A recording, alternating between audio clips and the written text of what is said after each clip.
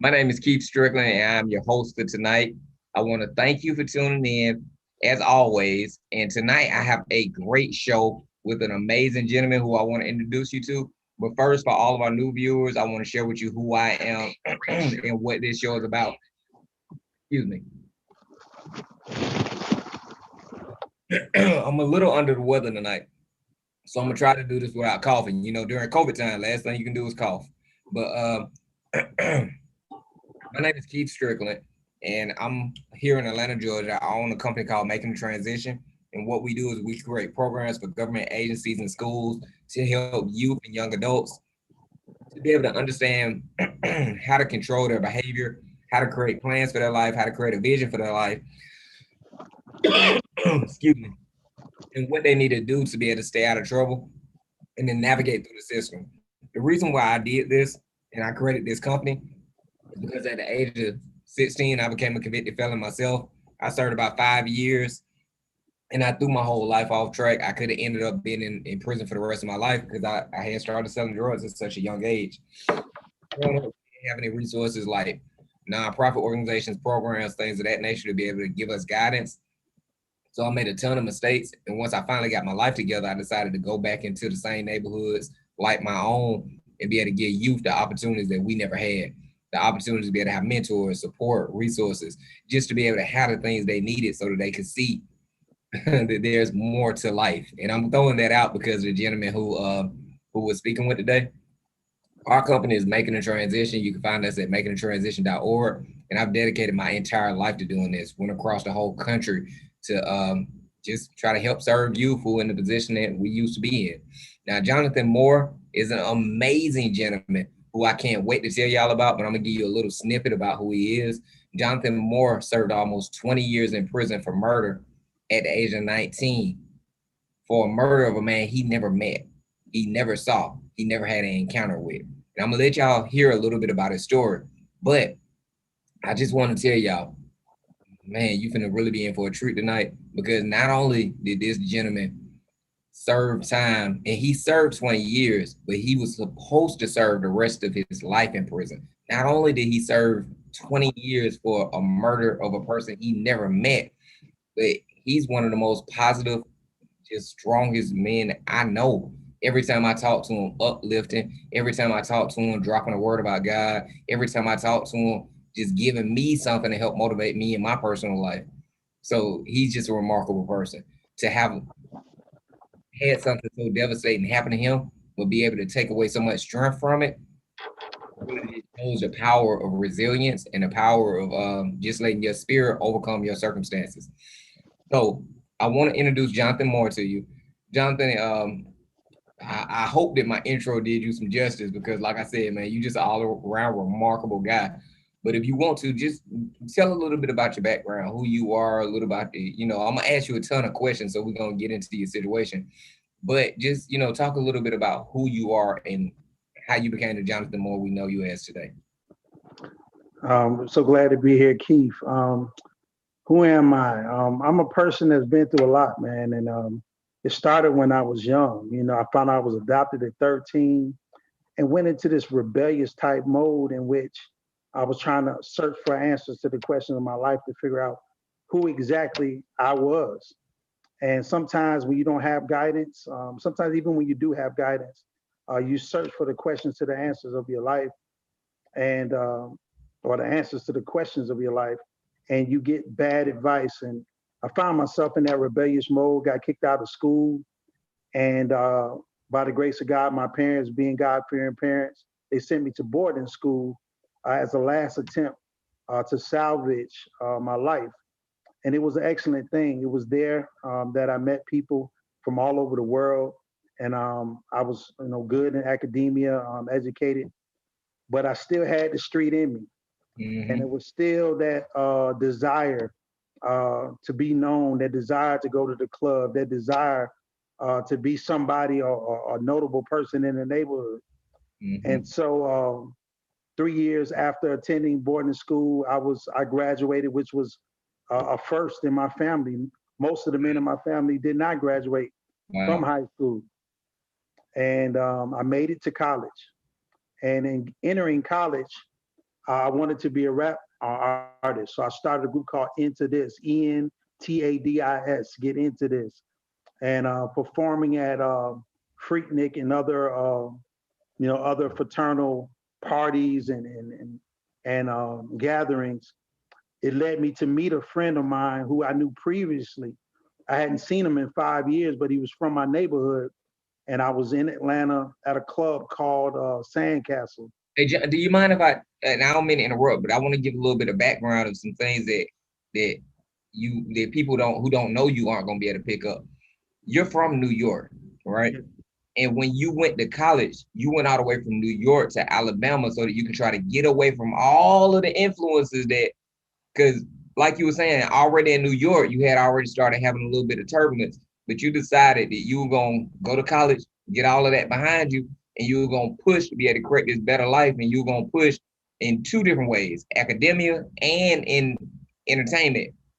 You know what I'm saying? I just want to let people know like how big of a push you were making, how much you were doing to try to change your life, and how much you were doing to try to be on the right track. It wasn't just that you went to college. You went all the way across the country, left everything you knew and were pushing, and you got signed where you already had a contract that it wasn't just like you were performing with a contract and a deal on the table. That's right. That's right.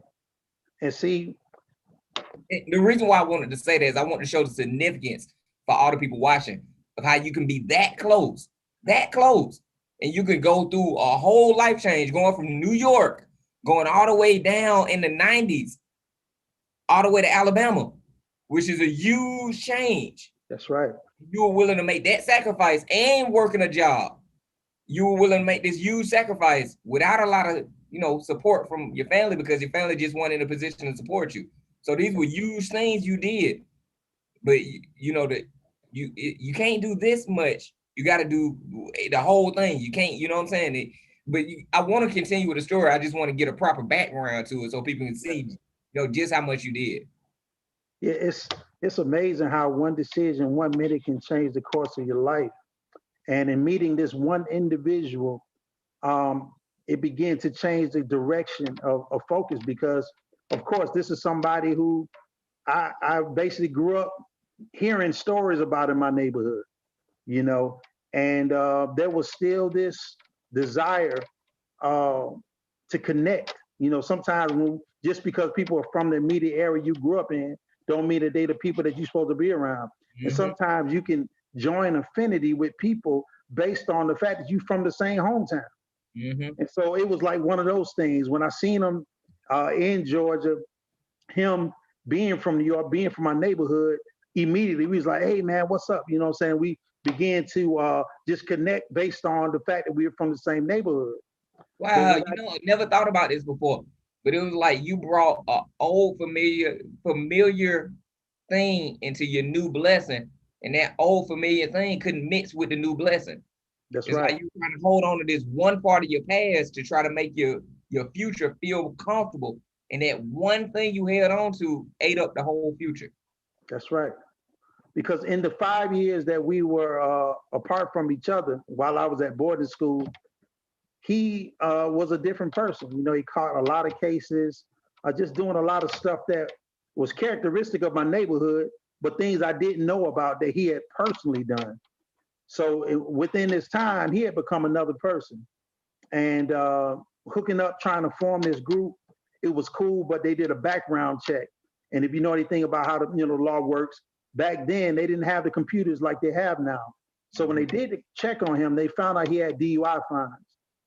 And they had to do an extensive background check. And finally, it came back that he had fines in various states. Hey, so just to add, when you're saying you talking about the record label before they would officially sign y'all as the group. That's right.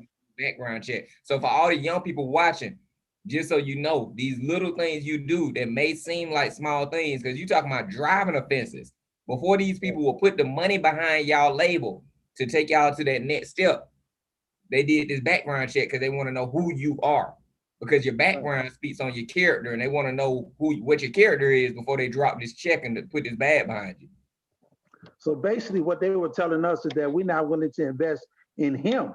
We invest in y'all. You know what I'm saying? The group is good, but y'all got to get rid of him. And for whatever reason, man, I live by the imaginary street code. You know, that imaginary keeping it real that the court system don't know nothing about. That's what I was living by. And so I was like, look, man, you know what I'm saying? We're going to all sign. We're going to all sign. We just have to figure it out. And in the process, he came back to me and said, look, man, there's a guy that I know that's a friend of mine who agreed to get the money for me to pay off the fines so that we can all sign. However, it's a guy that's at an apartment complex that owe him some money, and I need you to take him over there to get it. And so, Keith, you know, in life, man, we have to live with our choices, but there's someone on the inside of us that tell us every time the difference between right and wrong. There's a built-in Richter scale in us that goes off when something ain't right. And I felt it, but I ignored it. And so he was like, look, man, we just need you to take us over here, man. You know what I'm saying? His partner live over here, man. He gonna give him the money. But I be honest with you, in my spirit, I knew that I just had a feeling like I wasn't supposed to be there. And see, what I learned later on in life is that feeling is of someone. That's the Holy Spirit, man. Mm-hmm. That's God telling you. You see what I'm saying? Mm-hmm. And so while I'm in this valley of decision, trying to figure it all out, I'm on my way headed toward the apartment complex. He get out the car. He like, you know what I'm saying? I'll be right back. So I'm thinking he might go there, you know, talk to his partner or whatever. And even if it was something greater than that, maybe it might be an argument or whatever, but nothing on my mind that something that's going to be life-changing is going to happen. You see what I'm saying? So I get there, he come back, he said, look, he wasn't home, but hold up a minute. There go that minute again. Mm-hmm. That 1 minute changed my life forever, bro. What he did in that 1 minute, he went around the back of the apartment complex and he tried to rob an innocent man, somebody that had nothing to do with the money, somebody he didn't even know. And in the process of that, according to his testimony, it looked like the dude was reaching for something. And, you know, he shot the guy. He had a gun on him at the time. And that's how it went down. I heard the shot, but I didn't see the incident because I was in my car. And so he's running back toward, you know, the car. I don't know if he's being shot at, if he done did the shooting. You know, I really don't know, you know, the specifics of what's going on. But I do know that I need to get out of the area. And so that's what I did, man. I made a conscious decision to leave. He was in the car and he told me as we hit the parkway, he told me everything, all the details. He told me what he did. And I didn't take the second option or the first option. The real option was, hey, you gotta take this, you know what I'm saying? I ain't had nothing to do with this on you. I could have went to the police. I could have told the police, but at 19 years old, that's not how I was thinking. That's not how I lived my life at that time. You know, and people ask me in hindsight if, you know, the circumstance, if I could have made a different decision. It's twofold. Yes, I would have made a different decision, but because of what God did in my life and because I know how things are connected, I can't regret, you know, my past, because my past is why I'm living the way I'm living in my present. And I enjoy my life now. You see what I'm saying? I want to talk about a few details leading up to this, because since I know you, you know what I'm saying? I know the story. I've heard the story before and I've heard you go into details on it, right? And there's a couple of things about your story that I find so interesting, brother. And I think it resonates to different spaces in all of our life and different time periods in all of our life that all of us have to stop and be aware of. For one, this was somebody who came into your situation, and they came into your situation and saw their blessing out of your blessing. And what I mean by that is the dude saw how he could take, the one who actually did the shooting, saw how he could use the situation that God laid out for you and that you earned for him to be able to benefit. So it wasn't just like he was loaning somebody this money or paying off this fine for somebody. He was doing this so that he could be a part of the group, even though he didn't have the talent. He was doing this so that he could find a way. In other words, he was desperate for his way out the hood too. And he was desperate for his way to do something with his life. So he was desperate to find a way to make a way by any means necessary. Right? Yeah, like he saw y'all as his way to be able to come up if he just did this one thing. Right? And I'm saying that because a lot of times, man, we don't see when you put a person in a desperate situation inside of your situation, you don't see that that person might make choices you may never make. And you got to be very aware of what desperation can do for a person. You got to be very aware that everybody has a different character code. And for you, when you get desperate, that may mean Let me go to boarding school. Let me buckle down. Let me get this scholarship. Let me go all the way across the country. Let me work a job while I'm working my talent, while I'm working school. Desperation for you pushed you in a whole different trajectory. Desperation for him meant by any means necessary, even if I got to take a life. So when you connect Exactly. when you align your path with another person's path, you got to understand what that actually can mean. Now, Yep. another thing that I heard you tell me is that when you met this person, their character didn't align with the way in which you move just as a man, the way they talk to people, the way that they actions, and just it wasn't like this was the first bad sign of character you saw from this person. You just never thought that they would take it that far. What it was, man, it was my own personal desire. See, I wanted to be a rap artist so bad that That you yeah, you know what I'm saying? I let that override, you know what I'm saying, just the logic of life. So meeting this guy, uh, basically the member of my group who had caught the DUI fines, he wasn't even that important to my success. mm, But it was a loyalty thing that I had based on similar circumstances in neighborhood, and we grew up together, and you know what I'm saying. We from the same area. And what I know now is that none of those things matter because at the end of the day, you got to live with every decision that you make, and every decision you make got a price tag on it. and you know what? I would love to get into the part of the story now when you talk about loyalty. And the reason why this is so significant to me. Today I was watching the news and one of the protesters came out today on the people that went into the Capitol and was saying that he got assistance from 3 congressmen that helped him break into the Capitol, helped him plan it, helped him strategize and all that. And it was you see the what loyalty means on the front side versus how loyalty shift once trouble start coming into the That's picture. right. So if you don't mind, could you talk about how that looked in your situation? These people who you like after the shooting happened, you disassociated yourself from everybody, but still trying to be loyal, even though you disassociated yourself. You didn't say anything because you like, I'm gonna let y'all deal with y'all situation. Because also they told you they shot somebody. They didn't tell you they killed nobody. They didn't tell you nothing Never. about the Uh, whole situation. They made it seem like they fired one shot and ran in self-defense. They didn't make it seem like they shot this person and hurt him. They just made it seem like the dude was reaching for something. I shot and then ran, almost like they were the victim, right? So well, you see that. going back thinking that they finna handle their situation, and then I'll let you. Not only that, the guy who actually did the shooting, he went around doing a lot of talking. I was popular on 3 campuses: UAH, Alabama A&M, and Oakwood College, because I threw a lot of parties, and I was just affiliated with. I was a pledge on Making Sci-Fi, so I knew a lot of people. And he was up on campus, just like talking to people, like, I was with these guys one day, and I did this, as if it was something to talk about. Mm-hmm. And so one of my big brothers who was on Making Sci-Fi, he came to me. He was like, "Look, man, I don't know what you got going on, but I know your name is hot, man. And you need to make some adjustment, bro, because I'm hearing some stuff that's like, some serious stuff." So that was the first time that I really understood how serious Mm-hmm. that night was. That somebody actually, what I'm saying, unfortunately had lost their life. You know what I'm saying? So what I did next was the only person that I really could converse with, I felt like I could, was my sister, and my second to the oldest sister, and I was intending on speaking to her. So we had talked on the phone. She was like, "Don't say nothing over the phone. Just come tell me everything, and we'll figure it out." But that day never happened, man. I went to work, and I was working at the Olive Garden, man. And while I was there, of course, they came in with the uh, with the papers and the charge. And what I was charged with at that point was capital murder, because the guy died, and because they said it was, both a robbery and a murder is what it was classified as. And so, in the law, that's a capital offense. And I was facing life without, or the electric chair at that time, which they still had in Alabama. So much so that they named the electric chair Yellow Mama. So basically, at 19 years old, I'm in the worst situation you could be in. Basically, I'm between life and death.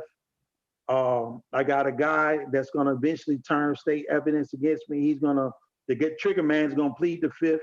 So instead of saying, "Hey man, he ain't had nothing to do with it," I made the decision, the street don't work like that. And so the other guy that was supposed to be my friend, because he had some stuff in his past from juvenile and different offenses, he's siding with the trigger man. He's really more knowledgeable than all of us, and he's about to take a deal from the DA to testify against both of us. Mm-hmm. So when they put me in this cell, when we finally did get a joint and was locked up in the same cell, I could see that the loyalties had shifted. You know what I'm saying? Because my partner ain't talking to me no more, and they whispering over here. You know what I'm saying? So I knew this was going to be a lonely ride. That that it was going to be every man for themselves from that point on. And but there's one point I want to bring out. Yeah. Is that in the midst of all of that, I realized this too, that when people are put in a situation, the real them, it don't matter how cool y'all are, how much you talk about, this is my partner, we grew up together and all the rest of that, the real them gonna come out. When that situation get heated, and when life or death is the only two options, you'll find that loyalties will disappear. They won't even be, you people won't even be loyal. So I want to say this, right? This is something I learned over life. I grew up in the streets. I done been through these situations so many times, bro. You don't know a person until you see that person afraid. Point blank, period. Until you see a person afraid, you don't know who that person is, because anybody can maintain through good times. The only time you really know the character of a person is when that person don't know what their own next move is, right? I've had situations with some of my buddies.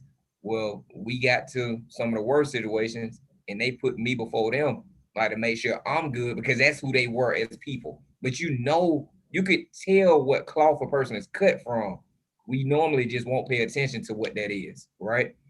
So I'm saying that to say, for our young people who are watching this, pay real close attention to who you allow around you. My parents used to tell me when I was young, if I wouldn't risk my life for one of my friends, don't get in the car with them, because anything may happen that come to a situation where they might have did something before y'all got in that car together. But if you pull up in the right parking lot, you ain't gonna be able to talk about that. You're gonna have to save each other's life.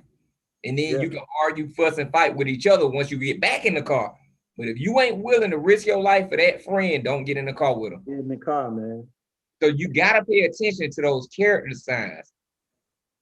I tell even young ladies who I'm like a mentor in our program, when you go out to eat with a guy, don't pay attention to how he treats you. Pay attention to how he treat the server when it's food cold. Pay attention to how he talked to that person that irritated you while you out together. Because until you see somebody bothered, or until you see a person rattled, you don't know who they are. And when they show you their character, you only think with one mind, you only act with one character. When a person shows you who they are, the more serious the situation, the more that person, that draft of them is going to take control. That's right. That's what happened in your situation. Now that everybody facing losing their freedom and losing their life. And the worst part about it is you got the worst deal out the whole conviction. And you didn't even, but let me tell you why. They offered me a deal. There was a lady who was in the apartment complex who said or testified that she saw the incident, but she described the trigger man as being tall, light-skinned, with long hair. This brother was short, dark-skinned, with short hair. You see what I'm saying? So her testimony didn't help the case, it hurt the case. And so they came to me initially with the deal saying they needed me to testify. I told them, how can I testify about something? I ain't seen nothing. You see what I'm saying? And so at the end of the day, they was like, look, we know you've been to college. We know your girlfriend. They told me my girlfriend name, told me I've been to boarding school. So they done a PSI, a pre-sentence investigation. And somebody who know me close told them my life story. But they were saying, you a good dude, because if it was me, there's no way I'm a do time for some other dudes. And so I'm telling them, man, look, I didn't see the incident. What do you want? What can I tell you? They were saying basically, we need you to testify that you saw him shoot the person that he shot. Well, my parents, half of my family is religious, the other half is so-so. My mother not wanting to see her child, you know what I'm saying, go to prison for the rest of his life or either be in a relationship. She like, You need to tell them folks whatever they want to hear. But my dad has always been devout in his belief. You know what I'm saying? I never seen my father curse my mom, hit my mom. He was the type dude that was in the church for real. And he was like, you can't testify to the affirmative of something that you didn't see, that you didn't witness. He was like, there's no way you can get on stand and say that you saw something that you didn't see. And I thank God for my dad because in that situation, you know, that's where I was raised. You know, my father was a straight up, you know what I'm saying, person. And in spite of the threat of losing my life, I understood that even though I wasn't living for God, I understood that if God was going to help me, he was going to need me to be truthful about the situation. And so despite, you know, my mom's plea, I listened to my dad, and basically I just told him, man, you know, whatever happened, happened. I can't affirm something that I didn't see because it really happened out of the vicinity of my sight, you know, or where he actually did the shooting. Well, to make a long story short, we go from there to I asked them, can I have one phone call? You know what I'm saying? So I'm calling my dad, and that's the worst phone call I ever had to make in my life because, you know, he's trying to, you know, piece together. My only son is telling me that he's charged with capital murder. And so his advice was, you know, basically don't say anything else on the phone. And how my father did this, I don't know. We were not rich people. Matter of fact, we were, you know, lower, our status was lower income. And my lawyer was $15,000 cash just to take the case. I think collectively we paid him something like 50 something $1,000. But my father tapped into his retirement, which hurt me, you know what I'm saying, to see his son try to get an opportunity to be free again. And you know, for us, that meant a lot that my father would have money to retire with. You see what I'm saying? And so here he is, got to tap into his retirement because his son was hanging around some knuckleheads and they done did something stupid. So And I want to pause right there just to say something again for the people listening to this, man. Really pay attention to what this man is saying. His family had to give up something that they worked a lifetime for because one bad decision. So when you think you're getting ahead with these checks, when you think you're getting ahead with trapping, when you think I had the police take $400 and some odd $1,000 from me over one arrest, I've lost businesses, I've lost houses, I've lost cars, I've lost all kind of things. To where when you think you're getting ahead with this fast money, what you losing in the long term is way more than what you got from that quick check. But you can't see that till you on the other side of it. The money you end up spending to keep your freedom. It's like this. I got a daughter who's died. I don't watch most of my friends die. I've been locked up. And John could speak to how hard this is. I've done over 16 months in solitary confinement. Yeah. 15 months in solitary confinement would drive the average person crazy. You're right. And a lawyer and a judge and people that work for the court went on vacation with the money that they took from people like us. So the people who went to school and did the right thing, we risk our life and our freedom out here, and we get penalized and punished, and they get a salary and a bonus for putting us in jail. So I just want to let you know the person who really win ain't the person who make the quick money. It's the person who make the long sacrifice to get on the other side. But go ahead, bro. I just want people to really get that. That's right. And to see my family struggle, you know what I'm saying? Because I know they struggle. I know what it took for them. My father working 2 jobs sometimes, my mother, you know, trying to make ends meet so I can go to boarding school, so I can go to college. And so to see this lawyer, we have to, you know, we don't know who he is. All we know is that we need representation. Come to find out him, the judge, and the DA are good friends. And that's what I'm saying when I say that they live off of it. It's a system. Like when people don't understand, you can only get lawyers out of their circle to be able to represent you for certain cases. So they choose who you can choose, and they had to be vetted by the same system they supposed to go into to protect you with. I tried to get a lawyer from New York who was a friend of mine. They told him he would have to take the Alabama State Bar exam. He's from New York.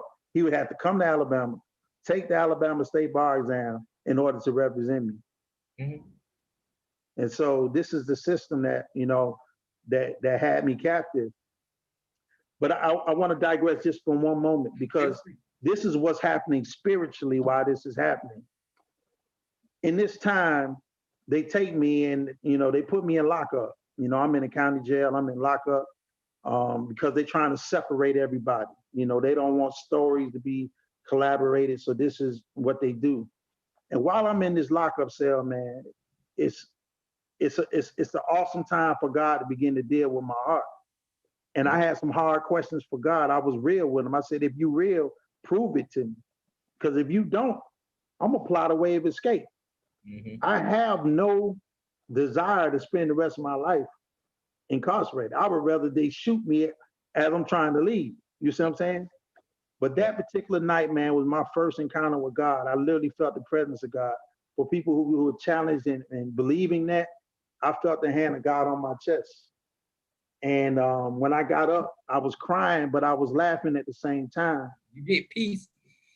Exactly, because how in the world can you be mad when the creator of the universe, you were in the presence of the one who created everything? Your thoughts is not about your time. Your thoughts is not about your girlfriend or what you lost. All that was, I'm in the presence of the creator of the universe. And you know what, John? And the funny thing is, like, same experience. I faced 38 years. You know my story. The same as that thing, man. Like I have, and I don't want to skip forward on your story, but I just want to let people know that this story ends in a great note. Not a good note, a great note. A great note. The same thing with me.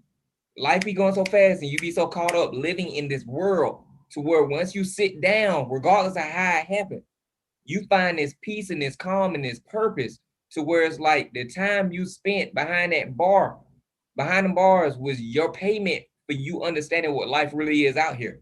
And you live with peace, you live with purpose, you live with joy, you live with this overwhelming sense of meaning in your life for the rest of your life, that you feel sorry that other people didn't get to have your experience because they don't get to have your purpose.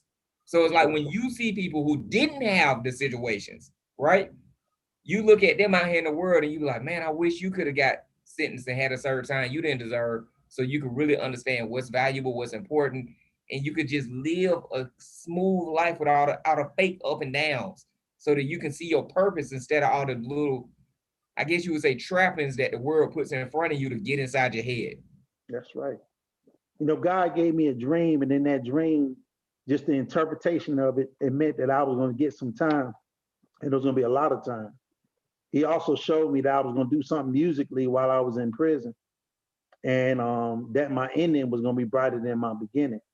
Hey, John, I want to tell them about your book, The More to Life. And the reason why I'm doing this is because we got about 20 minutes left. You're not going to be able to get through the entire story in its fullness and richness, but that's what the book is. So people can go through the journey of More to Life with John Moore, right? But I want you to be able to just tell people where they'll be able to find a book and how they can keep up with you as we continue to go through your story, because your story is just too much for 1 hour. Okay. Well, this is for those interested in my book. If you would just hit me up at my email, which is going to be More Than Life, MORE, than THAN life 7711 at gmail.com. I give you all the information and link you onto the persons that can get you the book when it's finished, and which will be real soon. For those who perhaps just want to contact me as far as for anything else, you might have a book reading, or you might just want to personally hear about my book so that you can inform other people, especially organizations that deal with people that are struggling with being being acclimated back into society, guys who've done time. I also like to speak to them to give them hope. And so you can reach me at that same email. What's your website, John? My website is more than .life, more than .life. And you can also reach me at that website. But and I'm sorry, I keep breaking you up. I want to go back to your story. I think a part that would be really significant now is going through after the people turned on you, after the people lied and made it seem like you were a co-conspirator so that you can get a complicity charge so that way that they could split some of their time. After all of this happens, and people look at it like you did 20 years, which was horrible, but they don't really understand that you were actually supposed to die in prison. But because of your faith and because of your walk and because of your humanity and caring for other people, that's why it was 20 years. That wasn't your sentence. Your sentence was to die in prison. But because you let your character as a man always maintain, the right people saw you and found out who you were. And that's how you ended up getting your release. So I know we're not gonna be able to go through the whole story, but if you can, if you could briefly talk about what it was like to see these people lie and try to make it seem like you were part of something that you had nothing to do with, and then talk about how you maintain your character as a man and how that paid off for you in the long run. Yeah, initially the investigator that was on my case, he told me, he said, you're gonna get this amount of time. He told me that one of y'all gonna get life, and he went down and said what each person would get. And like I told you, he said, you a good man, because there's no way that I would, take this time for these guys. But nonetheless, when they gave me 11 white jurors and they gave me one black juror, she was undecided. She was crying and weeping in the courtroom, but yet she found me guilty, basically because she felt the pressure of the jury. What I want to say about that, Keith, is this: is that the the way that I was delivered was all God. I wasn't no smooth talker. I didn't know the law so well, but God began to navigate my life. You know, in an 18-year period, I never had a disciplinary, which is almost unheard of in prison. I've never heard of Get it. a disciplinary for not shaving, for having your sideburns too long. Mm-hmm. But I never had a disciplinary. I began to work for the warden, who took a liking to me because I began to teach men how to read on my own. And from that, he began to take me to high schools to speak. Um, he began to take me to churches to play because I learned how to play while I was in prison. That was a gift that I had on the inside of me. I didn't even know I had. So I was discovering gifts in me. And I was interviewed for a magazine from prison. I've been on the radio from prison, things that I never heard anybody doing in the state of Alabama. But it was done because God was bigger than my time. That's Mm-hmm. why that's why the name of my book is More Than Life, because they gave me life, but God gave me more than life. See what I'm saying? He gave me more than the sentence that they gave me. He gave me a reason to live. And so as I begin to help other people and forget about my situation, what I found out is that God began to open doors for me that I couldn't open for myself. And real quick, this is how I was delivered. There was a brother from my neighborhood again. His name is Dwayne L. Brown. He has a practice here in Atlanta, but he happened to have a client that was in Alabama. And what he did was he was going to see his client because I had the clearance, because I worked for the ward and I had the clearance to be in the front lobby. He saw me when he came into the prison. And he was like, "What's up, John?" I was like, "What's up, Dwayne?" But I can't really talk to people who come from the outside. So I had to kind of like maneuver a little bit. He shot me his card. And he said, "Man, have your parents send me your transcripts. I can't make any promises, but I might be able to help you." Well, I did just what he said, and we gave him the transcripts. But for 2 years, I didn't hear from him. And I started to grow faint in heart. I was like, man, you know what I'm saying? This opportunity is going to get away from me. I'm going to have to, be stuck. Hey, real quick, I just want to say something because you just touched my heart with that. A lot of guys reach out to me because, I mean, you know how connected I am with governments. A lot of guys reach out to me. A lot of families reach out to me. What he just said about it took 2 years before he heard back from this man. Please understand, when God is moving in your life, it takes time, it takes seasons, and it takes for you to not just be patient, but to be joyful and optimistic through it. People who can actually move on your behalf can move on your behalf because they're making a lot of moves. That's the only reason they had a relationship, to be able to make moves. Sometimes it takes years, sometimes it takes months, sometimes it takes for you just to stand on faith and know that it's happening when you can't see nothing. But you got to stand on that faith. But please go ahead, John. And so I come up for parole. I don't even know how many times, Keith. It might have been the sixth time. And I got to a point where I said, well, God, it's in your hands now. You know what I'm Can you saying? explain to people what that means when it says come up for parole? Because very few people Okay. understand how deep that hits your heart. Let me explain. when you're given a sentence, and if you're not given life without sentence, or if you're not given a natural life in which you got to actually spend the rest of your life in prison, then you have the possibility of parole. Parole is not a right, it's a privilege. So they don't have to give you parole. And so I would come up for parole, but And when you say come up to a parole, just so that they know, that's a hearing where other people look over how you've lived your life. Like how you said, no disciplinaries. Right. What that means, a disciplinary is a conduct write-up to say that you've been a problem at some point. And that can be from the most trivial things, but that paperwork goes before you to a group of people who oversee this paperwork, and they make a decision on if your life is worthy to be outside these doors based on what this paperwork says. And depending on how they read the paperwork, they may never even talk to you, see you, or anything. They can reject you before ever seeing you, but you're holding on in your heart that you may be released.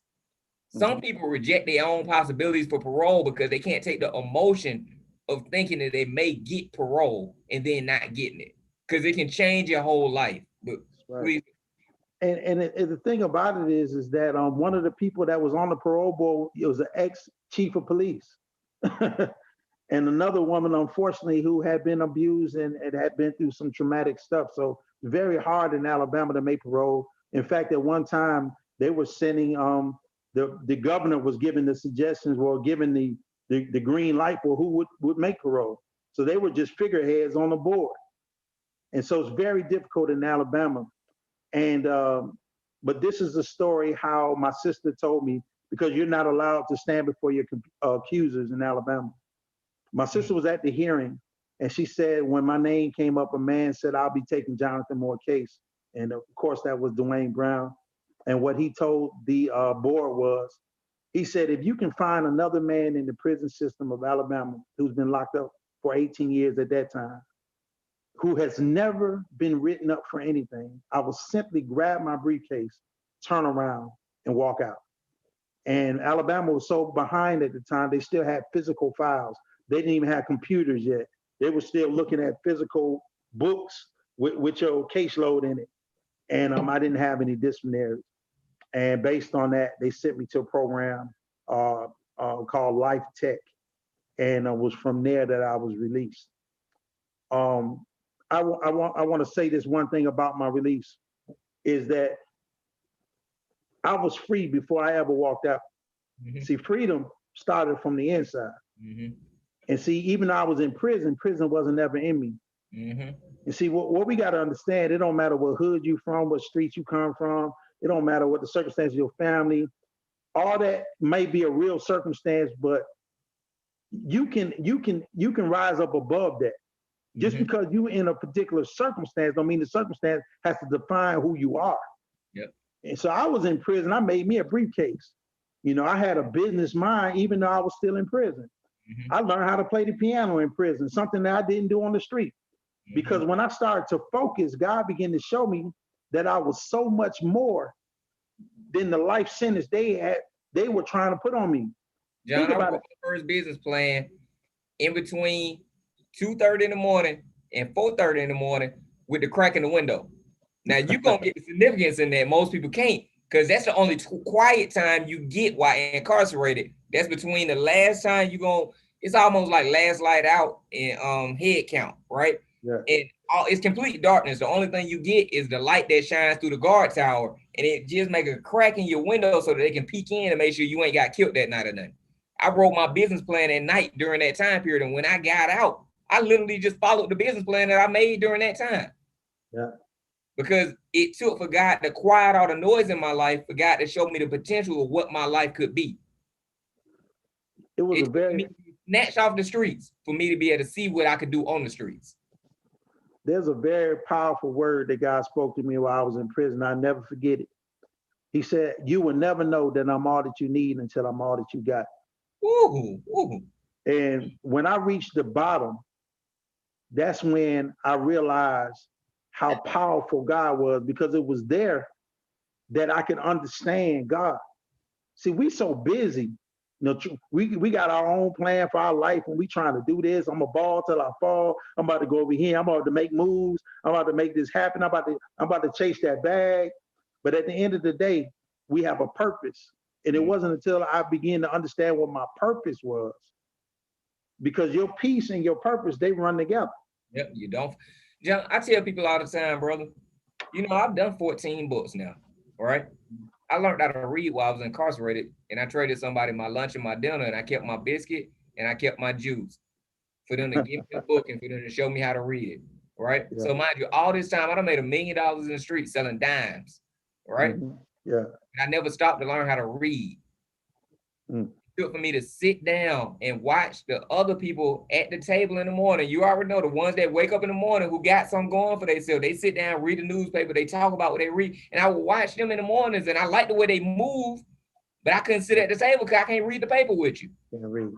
So I got an old dude to give me a book and to sit down with me. I could read the way I could understand words on a page, but I couldn't put together thoughts and concepts from those words because I couldn't comprehend what the sentence structure and the paragraph and the word and the chapter. I couldn't read to grow. So I had to have him read with me and then help me walk my way through my thoughts until I could understand the concept of reading. But I done made $1 million in the streets off of dimes. I've bought out other people's businesses. I had bought my first house cash. I've done all these things, but I'm so busy in the streets trying to get money that I never learned how to get me. Oh, man. And this is the funny thing about life.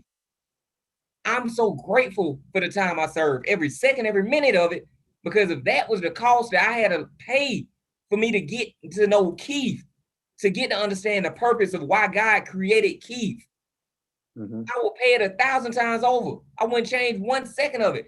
I got my first felony conviction over a weed charge that should have never been a felony, right? But if that's what it took for me so that I could learn me, give it to me. We've never had this conversation before, but I guarantee you, your time was worth the man that walked out the doors. If the man that walked out the doors was trapped behind that wall, if you had the chance to have freedom or go meet that man and grow into that man and become that man, I guarantee you, you would take that time. Yeah.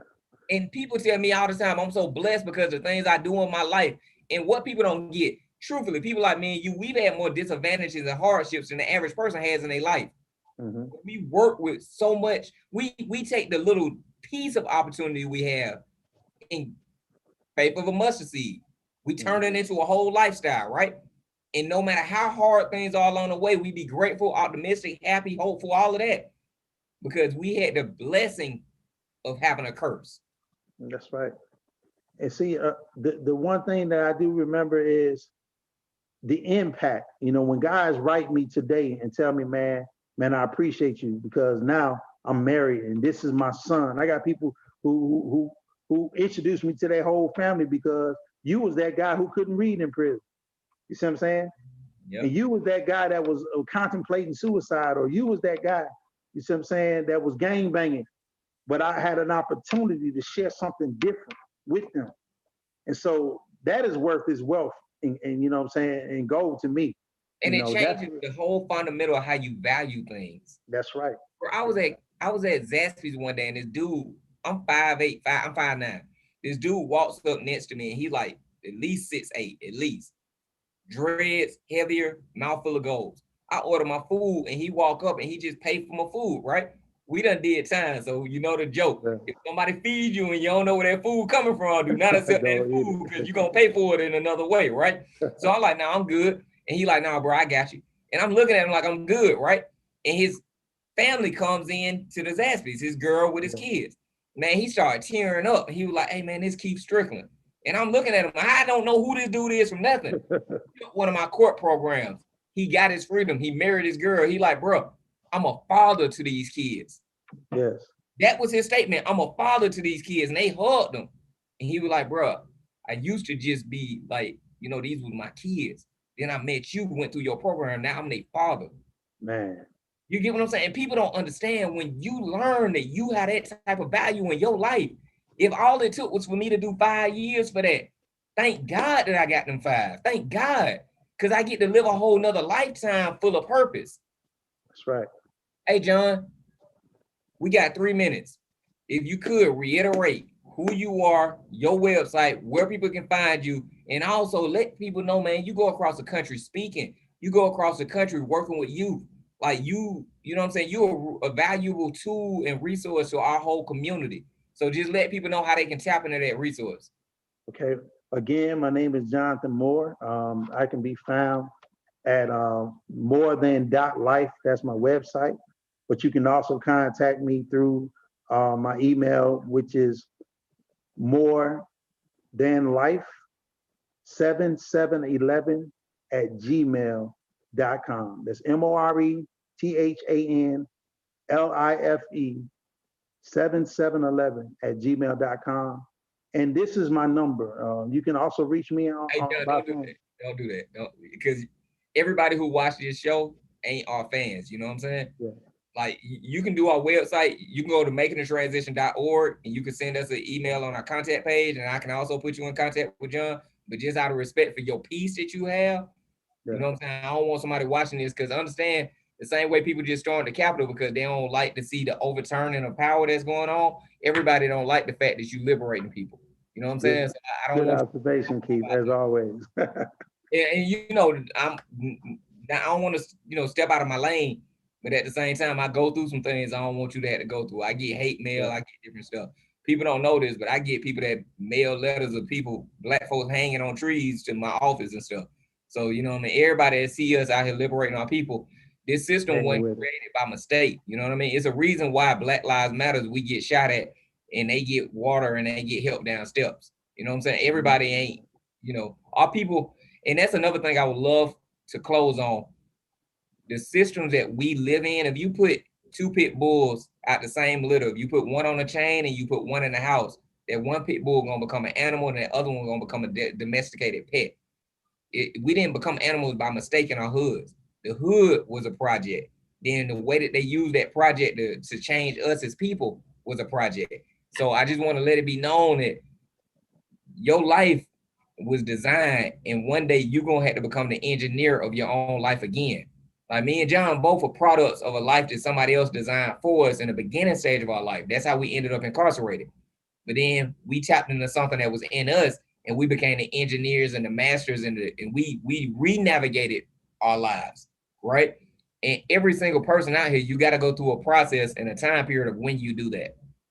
Mhm. For us, it took us years of being in captivity for us to learn the importance and then really step into those shoes. But you can do that at any time in your life.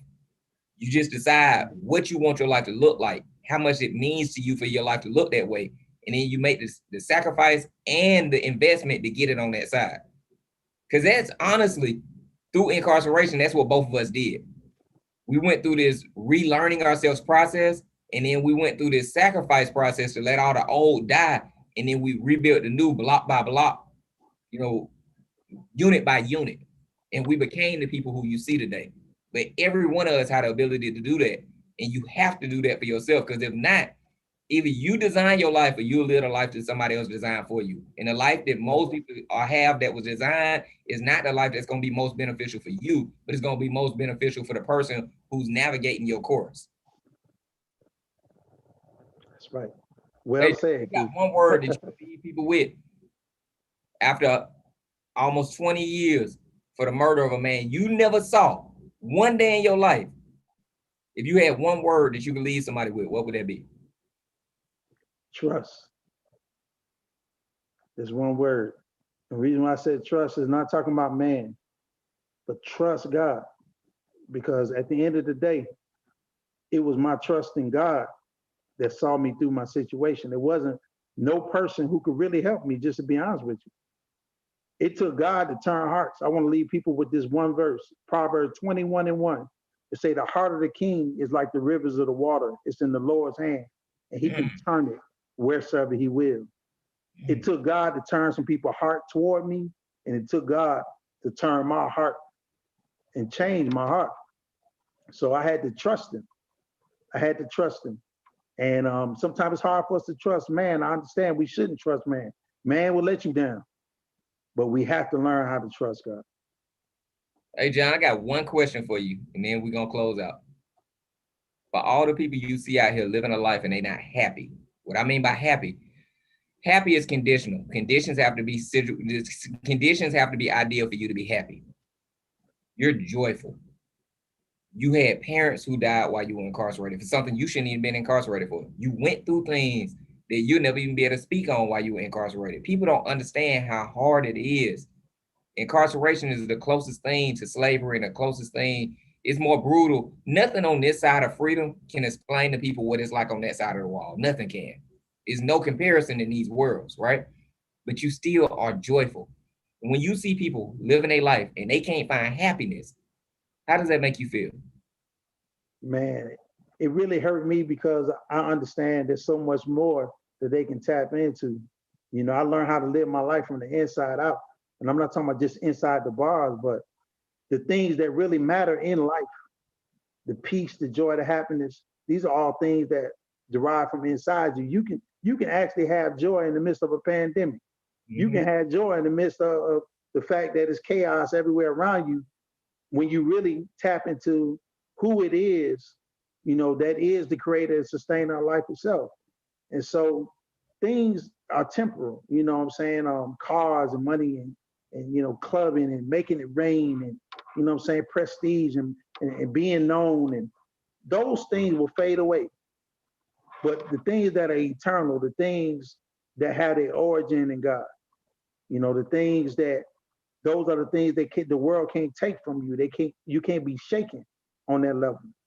And so, again, I was incarcerated, but I was in prison, but prison was never on the inside of me. So I didn't adopt to that language. I didn't adopt to that frame of thought. Just because everybody else was getting tattoos, that I mean I had to get no tattoo. I wasn't gang banging before I went in, so it wasn't no need of me joining no gang when I got in there. Because I didn't allow my circumstance to dictate who I was. And so peace can be found when you get away from the matrix of life and everything that people feel like is required of them to do. You know, you don't have to be like everybody else to enjoy life.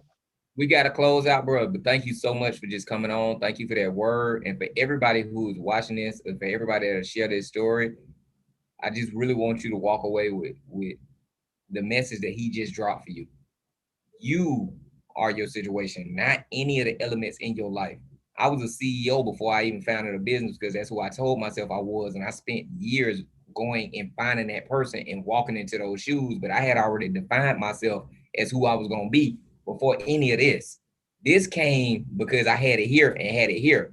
His freedom came because he was free here and he was free here. And you can't cage a spirit that won't be caged. The world is going to have to submit to whatever you tell the world you are. You know what I'm saying? Whatever you tell the world you are, it's going to eventually have to submit, because nothing in this world is stronger than your will or your God. And that's going to have to be what we close on tonight. But I don't know who we speaking to. I don't know who's watching this, but I know one thing. You got a spirit of a king and a queen, or a god and a goddess inside of you. And if you let that liberate you, everything in this world will bend to your will. And you watching two people who had their lives both taken, that now he's sitting in a mansion and I'm sitting in a 50,000 square foot building, because we both decided this is what we are, this is who we are, and the world bent to that. That's right. All right, y'all, be blessed. Thank you again, John.